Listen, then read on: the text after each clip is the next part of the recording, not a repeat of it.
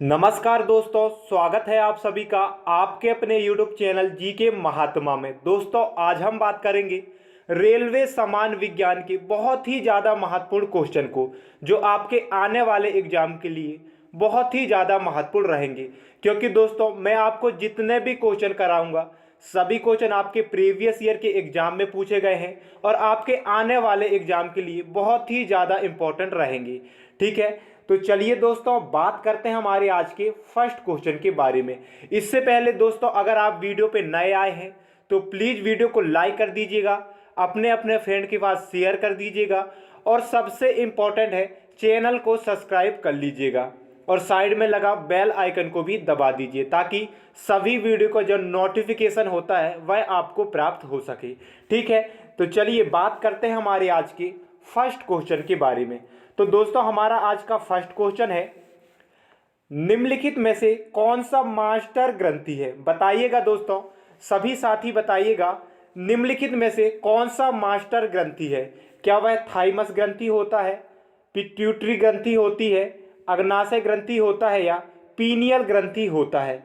तो बताइएगा साथियों, मास्टर ग्रंथि कौन सी होती है? ठीक है, चलिए बताइएगा निम्नलिखित में से कौन सा मास्टर ग्रंथि होती है? तो दोस्तों याद रखिएगा, मास्टर ग्रंथि को ही पिट्यूटरी ग्रंथि कहा जाता है। क्या कहा जाता है? तो इसका सही आंसर हो जाएगा ऑप्शन नंबर बी, पिट्यूटरी ग्रंथि। पिट्यूटरी ग्रंथि दोस्तों मास्टर ग्रंथि को कहा जाता है, तो इसका सही आंसर है ऑप्शन नंबर बी। ठीक है दोस्तों, यह आपके अलग अलग एग्जाम में कई बार पूछा गया है।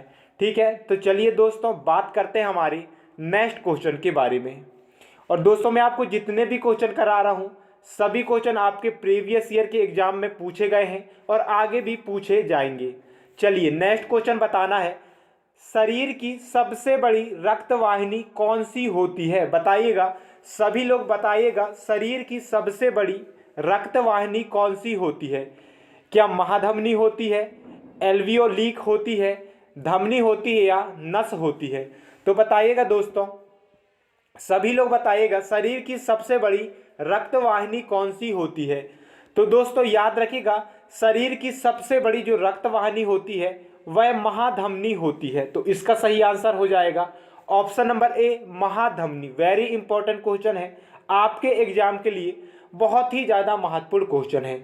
चलिए बात करते हैं हमारी नेक्स्ट क्वेश्चन के बारे में। और दोस्तों, सभी लोग अपने अपने फ्रेंड के पास वीडियो को शेयर कर दीजिएगा ताकि और भी लोग इस वीडियो के साथ जुड़ पाएँ। ठीक है, नेक्स्ट क्वेश्चन है, निम्नलिखित में से कौन सा अशुद्ध रक्त वहन करता है? तो बताइएगा कौन सा ऐसा है, ऑप्शन में से बताइएगा कौन सा है जो कि अशुद्ध रक्त हमारे शरीर से वहन करता है? क्या फुसफुसीय सिरा होता है, एल्वियोलिक होता है, महाधमनी होता है या फुसफुस धमनी होती है? चलिए बताइएगा इसका सही आंसर क्या होगा? तो दोस्तों इसका सही आंसर हो जाएगा हमारा ऑप्शन नंबर डी, फुसफुसीय धमनी। फुसफुसी जो धमनी होती है दोस्तों, यह हमारे शरीर से अशुद्ध रक्त का वहन करती है। ठीक है, तो इसका सही आंसर है ऑप्शन नंबर डी, फुसफुसीय धमनी। वेरी इंपॉर्टेंट है, आपके एग्जाम में कई बार यह क्वेश्चन पूछा गया है। ठीक है, चलिए बात करते हैं नेक्स्ट क्वेश्चन के बारे में। तो हमारा नेक्स्ट क्वेश्चन है, विश्व का पहला हृदय प्रत्यारोपण किसने किया है? बताइएगा, विश्व का सबसे पहला हृदय प्रत्यारोपण किसने किया है? डॉक्टर वेणुगोपाली ने, विलियम हार्वे ने, डॉक्टर क्रिस्टियन बर्नार्ड ने या उपरोक्त में से कोई नहीं? बताइएगा कौन सा इसका सही आंसर होगा? तो दोस्तों याद रखिएगा, विश्व का पहला हृदय प्रत्यारोपण जो करने वाले महान व्यक्ति थे, ठीक है ना, महान जो थे वो थे डॉक्टर क्रिस्टियन बर्नार्ड। कौन? डॉक्टर क्रिस्टियन बर्नार्ड ने दोस्तों सबसे पहले हृदय प्रत्यारोपण किया था। तो इसका सही आंसर क्या हो जाएगा?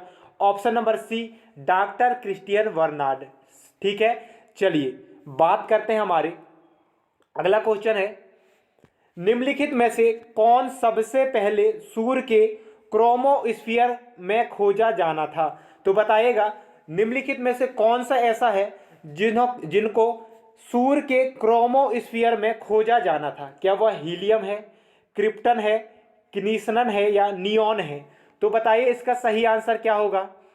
तो याद रखिएगा दोस्तों, इसका सही आंसर हो जाएगा ऑप्शन नंबर ए, हीलियम को दोस्तों सूर्य के क्रोमोस्फीयर में सबसे पहले खोजा जाना था। तो इसका सही आंसर है ऑप्शन नंबर ए, हीलियम। वेरी इंपॉर्टेंट है, आपके एग्जाम में कई बार यह क्वेश्चन को पूछा गया है। चलिए बात करते हैं हमारी नेक्स्ट क्वेश्चन के बारे में। तो हमारा नेक्स्ट क्वेश्चन है, सोडियम धातु, क्या सोडियम धातु को नीचे रखा जाता है? तो इन यहां से दोस्तों आपको अकॉर्डिंग टू ऑप्शन देना है, ठीक है ना। तो सोडियम धातु में सबसे नीचे किसे रखा जाता है? क्या पेट्रोल को रखा जाता है, शराब को रखा जाता है, केरोसिन को रखा जाता है, या पानी को रखा जाता है? तो बताओ इसका सही आंसर क्या होगा? सभी साथी आंसर दीजिएगा। तो दोस्तों याद रखिएगा, इसका सही आंसर हो जाएगा केरोसिन, जिसे हम मिट्टी का तेल भी कहते हैं। क्या कहते हैं? मिट्टी का तेल कहा जाता है, जिसे हम केरोसिन भी कहते हैं, ठीक है। तो सोडियम धातु में दोस्तों सबसे नीचे हम केरोसिन को रखते हैं। तो इसका सही आंसर है option number C, kerosene. Very important है आपके एग्जाम के लिए। चलिए बात करते हैं हमारे नेक्स्ट क्वेश्चन के बारे में। हमारा नेक्स्ट क्वेश्चन है, रेडियम किस खनिज से प्राप्त होता है? बताइएगा, रेडियम किस खनिज से प्राप्त होता है? क्या रूटाइल से होता है, हेमेटाइट से होता है, पिंच ब्लेंड से होता है, या चूना पत्थर से होता है? तो बताइएगा रेडियम किस धातु से या फिर किस खनिज से प्राप्त होता है? तो सभी लोग याद रखिएगा दोस्तों, पिंच ब्लेड से जो है रेडियम धातु को प्राप्त किया जाता है। तो इसका सही आंसर हो जाएगा, ठीक है, इसका सही आंसर हो जाएगा option number C, pitchblende. Very important है आपके एग्जाम के लिए। चलिए नेक्स्ट क्वेश्चन की बात करते हैं। तो सभी साथी जवाब दीजिएगा, सोडा वाटर में क्या होता है? बताइएगा, सोडा जो वाटर होता है उसमें क्या होता है? क्या कार्बोनिक एसिड होता है, सल्फ्यूरिक एसिड होता है, नाइट्रस एसिड होता है, या कार्बन डाइऑक्साइड होता है? और दोस्तों ये जो क्वेश्चन मैं करा रहा हूँ सभी बहुत ही ज़्यादा इंपॉर्टेंट है और आपके अलग अलग एग्जाम में कई बार पूछे गए हैं, ठीक है। और दोस्तों ये जो क्वेश्चन है आपके बहुत ही ज़्यादा जितने भी एग्जाम होते हैं जिसमें साइंस के क्वेश्चन पूछे जाते हैं, ठीक है, जिसमें साइंस के क्वेश्चन पूछे जाते हैं, ये क्वेश्चन बहुत ही ज़्यादा इंपॉर्टेंट है, ठीक है। तो चलिए बताइएगा, सोडा वाटर, ठीक है, सोडा वाटर में क्या होता है? तो दोस्तों याद रखिएगा, सोडा जो वाटर होता है उसमें मेनली आपके कार्बन डाइऑक्साइड मिलता है, ठीक है। तो इसका सही आंसर हो जाएगा option number D, carbon dioxide. चलिए आगे बढ़ते हैं। तो हमारा आगे के क्वेश्चन को देखते हैं। तो हमारा नेक्स्ट क्वेश्चन है, एल्युमिनियम का सबसे महत्वपूर्ण अयस्क कौन सा होता है? बताइएगा, एल्युमिनियम का सबसे महत्वपूर्ण अयस्क कौन सा होता है? क्या गैलिना होता है, कैलामाइन होता है, कैल्साइड होता है, या बॉक्साइड होता है? बताओ सभी लोग बताओ, एल्युमिनियम का सबसे महत्वपूर्ण अयस्क कौन सा होता है? तो याद रखिएगा, एल्युमिनियम का जो सबसे महत्वपूर्ण अयस्क होता है वह होता है, ठीक है, वह होता है बॉक्साइड। क्या बॉक्साइड एल्युमिनियम का सबसे महत्वपूर्ण अयस्क होता है, ठीक है। चलिए अगला क्वेश्चन देखते हैं। तो हमारा अगला क्वेश्चन है, ठीक है, हमारा अगला क्वेश्चन है, आवर्त सारणी को कितने आवर्त में विभाजित किया गया है? अब बताओ, आवर्त सारणी को कितने आवर्त में विभाजित किया गया है? 8 में, 6 में, 7 में, या 5 में? बताओ क्या आएगा इसका सही आंसर? तो इसका सही आंसर क्या आएगा? बताओ सभी लोग बताओ। तो याद रखिएगा, आवर्त सारणी को कितने आवर्त में विभाजित किया गया है? तो याद रखिएगा दोस्तों, 7 आवर्त में जो है आवर्त सारणी को विभाजित किया गया है। तो इसका सही आंसर है ऑप्शन नंबर सी, 7 इसका सही आंसर हो जाएगा। चलिए अगला क्वेश्चन देखते हैं।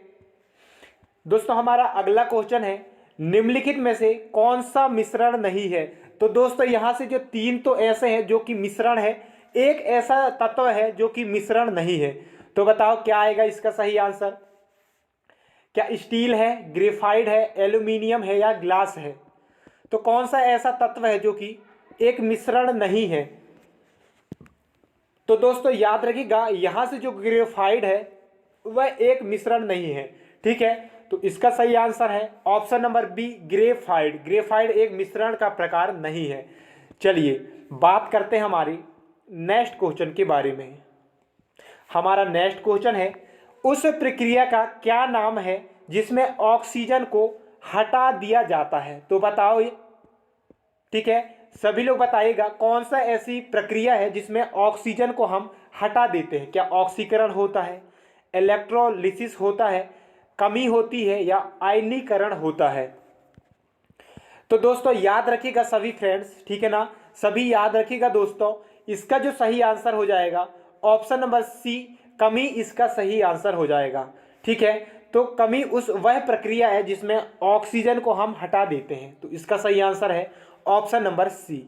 चलिए बात करते हैं हमारी नेक्स्ट क्वेश्चन के बारे में। इससे पहले दोस्तों अगर आपने अभी तक चैनल को सब्सक्राइब नहीं किया है तो प्लीज़ चैनल को जल्दी से जाकर के सब्सक्राइब कर लीजिएगा और साइड में लगे बेल आइकन को भी दबा दीजिए ताकि सभी वीडियो के नोटिफिकेशन आपको प्राप्त हो सके। ठीक है ना, और सभी लोग अपने अपने फ्रेंड को, ठीक है, वीडियो को लाइक भी करिएगा और अपने अपने फ्रेंड के पास शेयर भी करिएगा। चलिए बताइएगा इसका सही आंसर क्या होगा। तो सभी साथी जवाब दीजिएगा, निम्नलिखित में से कौन सा नोबल गैस का तत्व नहीं है? दोस्तों यह क्वेश्चन आपके कई बार एग्जाम में पूछा गया है। तो कौन सा ऐसा तत्व है जो नोबल गैस का तत्व नहीं है? क्या हीलियम है, नियॉन है, हाइड्रोजन है, या क्या कसीनन है? तो बताओ इसका सही आंसर क्या होगा। तो कौन सा ऐसा तत्व है जो नोबल गैस का तत्व नहीं है? तो दोस्तों याद रखिएगा इसका सही आंसर है हाइड्रोजन। जो हाइड्रोजन होता है यह नोबल गैस का तत्व नहीं होता है। ठीक है, इसके अलावा हीलियम गैस, नियॉन गैस और किसनीनन जो होता है वह नोबेल गैस होते हैं। ठीक है, तो यहाँ से जो सही आंसर है ऑप्शन नंबर सी इसका सही आंसर हो जाएगा। ठीक है, चलिए बात करते हैं हमारे अगले क्वेश्चन के बारे में। तो हमारा अगला क्वेश्चन है, जंग लगना एक खाली स्थान प्रक्रिया है। तो बताओ जंग लगना एक कौन सी प्रक्रिया होती है? क्या आयनीकरण होता है, ऑक्सीकरण होता है, कमी होती है, या उपरोक्त में से कोई नहीं होती है? तो बताओ जंग लगना एक, आप सभी ने देखा होगा लोहा में जंग लगता है, ठीक है ना, लोहा में जंग लगता है तो आपने देखा होगा। तो जंग लगने की जो प्रक्रिया होती है वह कौन सी होती है? ठीक है, चलिए तो दोस्तों मैं आप सभी को बता दूं ऑप्शन नंबर बी, ऑक्सीकरण की प्रक्रिया में जो है लोहा में जंग लगता है। क्या ऑक्सीकरण की जो प्रक्रिया होती है इसमें आपके लोहा को जंग लगता है। ठीक है, ठीक है ना, तो ऑक्सीकरण की प्रक्रिया के दौरान लोहे को जंग लगने का जो है प्रक्रिया होती है। ठीक है, चलिए नेक्स्ट क्वेश्चन देखते हैं। तो नेक्स्ट क्वेश्चन है, किस विज्ञान को, ठीक है, एक मिनट, क्या हो गया, अरे क्या हो गया यार, यहाँ पे क्यों नहीं चल रहा ये। चलिए तो बताइएगा किस विज्ञान को केंद्रीय विज्ञान, क्या केंद्रीय विज्ञान के रूप में जाना जाता है? चलो बताओ, बताओ इसका सही आंसर क्या होगा। तो किस विज्ञान को कभी कभी केंद्रीय विज्ञान के नाम से भी जाना जाता है? क्या भौतिकी विज्ञान को, जीव विज्ञान को, रसायन विज्ञान को, या भू विज्ञान को? तो बताइएगा किस विज्ञान को कभी कभी या फिर केंद्रीय विज्ञान के नाम से जाना जाता है? तो याद रख लीजिएगा सभी दोस्तों, यह क्वेश्चन इंपॉर्टेंट है, तो याद रखिएगा रसायन विज्ञान को जो है केंद्रीय विज्ञान के नाम से भी जाना जाता है। तो इसका सही आंसर क्या हो जाएगा? रसायन विज्ञान। ठीक है, रसायन विज्ञान को केंद्रीय विज्ञान के नाम से भी जाना जाता है। ठीक, चलिए बात करते हैं हमारी नेक्स्ट क्वेश्चन के बारे में। तो हमारा नेक्स्ट क्वेश्चन है, पोटेशियम नाइट्रेट। क्या जो पोटेशियम नाइट्रेट होता है का प्रयोग किस में किया जाता है? क्या उर्वरक में किया जाता है, कांच बनाने में किया जाता है, नमक बनाने में किया जाता है, या दवा को बनाने में किया जाता है? तो बताओ पोटेशियम नाइट्रेट का जो उपयोग होता है वह किस में होता है?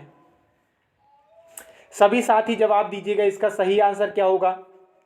तो सभी साथी जवाब दो, इसका सही आंसर क्या है? पोटेशियम नाइट्रेट का प्रयोग हम किस में करते हैं? तो याद रखिएगा पोटेशियम नाइट्रेट का जो उपयोग होता है वह उर्वरक बनाने में होता है। किसमें? उर्वरक बनाने में पोटेशियम नाइट्रेट का उपयोग होता है।